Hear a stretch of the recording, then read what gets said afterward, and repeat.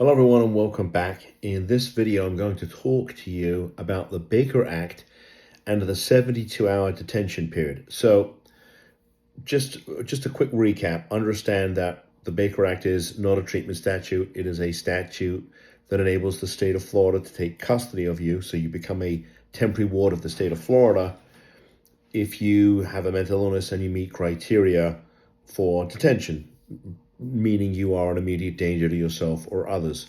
You could be you're suicidal or you've attempted suicide, things of that nature. There's also two types of Baker Act, involuntary and voluntary.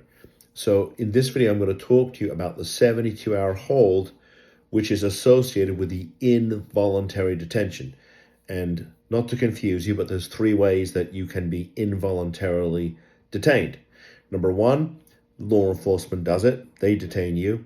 Number two, a qualified professional like a licensed clinical social worker or an emergency room doctor can issue what's known as a professional's certificate, and that authorizes the state to detain you.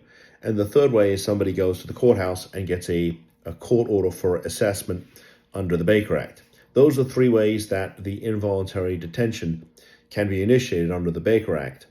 Now, associated with the involuntary detention, which I'm sure that most of you are familiar with, is the whole concept of, well, they can detain your loved one up to 72 hours.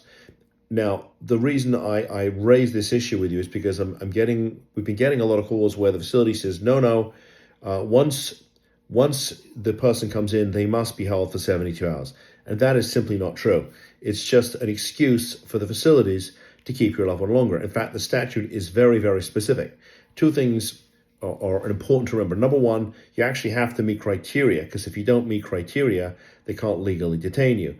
And the second thing to understand is that while the facility has 72 hours to do their assessment, it's not a blanket 72 hours. In fact, the statute even says the examination period, I'm quoting from the statute, must be for up to 72 hours. What does that mean? It means that they determine in the first hour or 2 hours or 3 hours you don't meet criteria, they're supposed to let you go.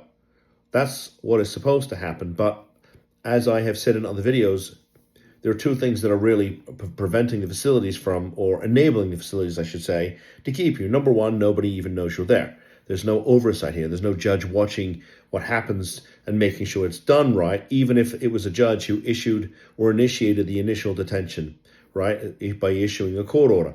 Once that court order is issued, the police come and get your loved one, and that's it. Nobody is any worse, any wiser for it happening, right? Nobody's going back to the judge and say, oh, we did it. Unless, of course, somebody like me comes along and drags them back into court. Or worse, the facility decides they're going to keep you. Then they go file something, and then you have a real serious problem on your hands, and they can potentially keep you up to 6 months. And the 72 hours is just the beginning of the nightmare. So the time to fight is immediately. But the facility doesn't get to keep you, doesn't get to bill your insurance, doesn't get to get reimbursed by the county for 72 hours of detention, right? If you don't meet criteria, they are supposed to let you go. But as I said before, nobody knows you're there, and here's the icing on the cake. As a general rule, you can't sue them for this. The statute is very clear. They have immunity because they are an agent of the state's mental health system, and as such, they enjoy immunity. Now, and the immunity is not absolute. I mean, God forbid you get injured in a facility. That's different. They have a duty to keep you safe. But as a general rule, you can't sue.